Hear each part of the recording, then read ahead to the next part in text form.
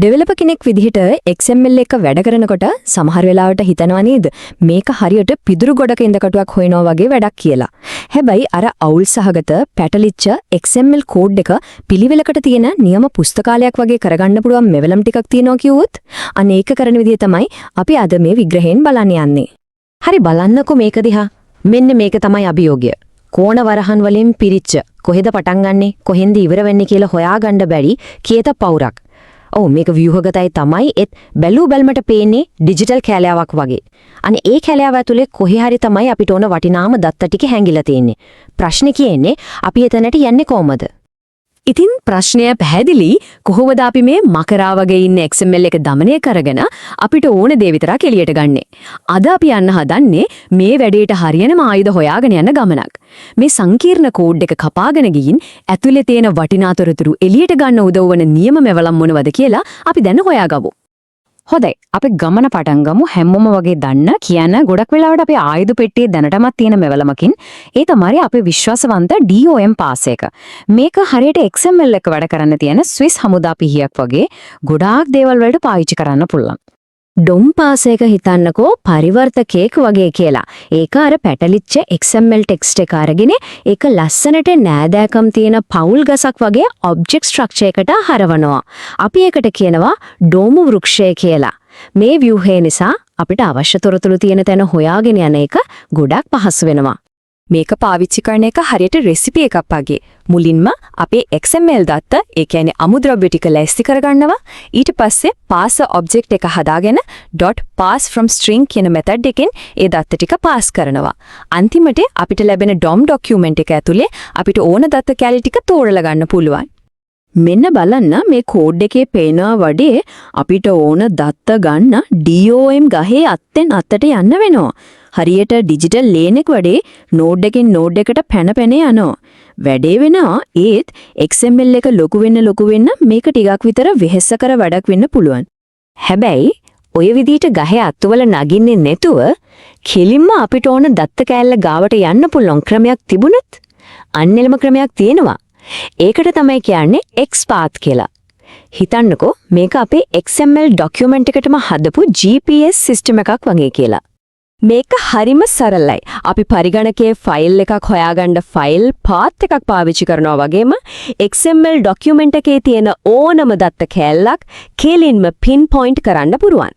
වෙන විදිහකින් කිව්වොත් මේක දත්තවලට තියෙන ඩයිරෙක්ට් ඇඩ්‍රස් එකක් වගේ. මෙන්න බලන්න මැජික් එක. මේ වෙනස දිහා බලන්නකෝ. වම් පැත්තේ DOM ක්‍රමයට කෝඩ් පේලි කිහිපයක් ඕන වෙනවා. දකුණු පැත්තේ තියෙන්නේ XPath. එකන වැඩේ එකම එක ලස්සන පැහැදිලි එක්ස්ප්‍රෙෂන් එකකින් කරලා තියෙනවා. මේක ඇත්තටම වැඩ ගොඩාක් ලේසි කරන දෙයක්. ඉතින් මේ අලුත් බලයෙන් අපිට මොනෝද කරන්න පුරුවන් වෙන්නේ? XPath එක්ක නිකම්ම දත්ත හොයනවට වඩා XML එක ඇතුලේ සැරිසරන්න අපිට ඕන රටාවලට ගැලපෙන දේවල් විතරක් තෝරගන්න. ඒ වගේම ડોකියුමන්ට් එකේ ඕනෑම කොටසකින් තොරතුරු උපුටා ගන්නත් පුරුවන්. මේක අපිට ලොකු පාලනයක් දෙන බහුකාර්ය මෙවලමක්. මේ සින්ටැක්ස් ඔක්කොම දැකලා කලබල වෙන්න එපා. මේවා දැන්ම කටපාඩම් කරන්න ඕන නෑ. මතක තියාගන්න ඕනේ වැදගත්ම දේ තමයි මේ හැමදේම පදනම් වෙලා තියෙන්නේ අපි කතා කරපු අර ෆයිල් පාත් කියන අදහස මත කියන එක. ඒ සංකල්පය අල්ලගත්තට පස්සේ මේ එක්ස්ප්‍රෙෂන්ස් ලියන එක හරිම ලේසි. හරි. හැබැයි අපිට දත්ත හොයාගන්නවට වඩා දෙයක් කරන්න ඕනුනොත් සංකීර්ණ විදියට දත්ත ෆිල්ටර් කරන්න, සෝට් කරන්න, එහෙම නැත්නම් සම්පූර්ණයෙන්ම අලුත් XML ડોකියුමන්ට් එකක් හදන්න ඕනුනොත් අන්නේ වඩි වෙලාවට තමයි අපි ලොකුම ආයුධය එළියට ගන්න ඕන. ඒ තමයි XQuery. ඇත්තටම මේ ස්ලයිඩ් එකෙන් හැනදීම කියවෙනවා. හිතන්න ඩේටාබේස් එකක් එක්ක කතා කරන්න අපි SQL භාෂාව පාවිච්චි කරනවා වගේ XML ડોකියුමන්ට් එකක් එක්ක සංකීර්ණ විදියට ගනුදෙනු කරන්න අපි පාවිච්චි කරන්නේ XQuery.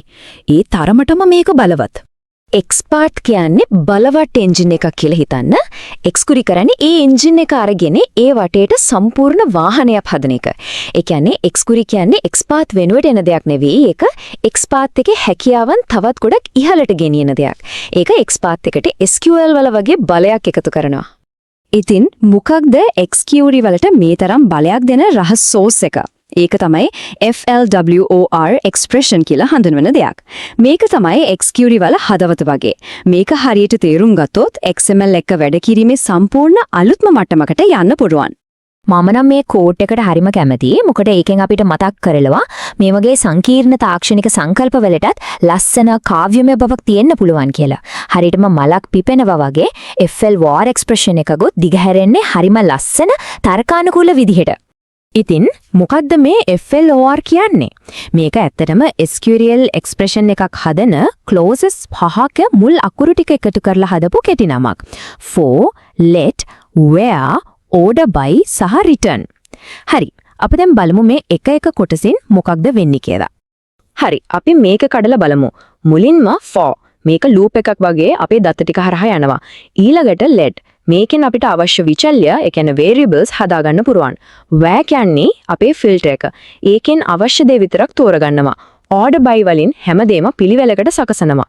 අන්තිමට return වලින් අපි මේ තරම් මහන්සි වෙලා හොයාගත්ත ලස්සන ප්‍රතිඵලය අපිට දෙනවා.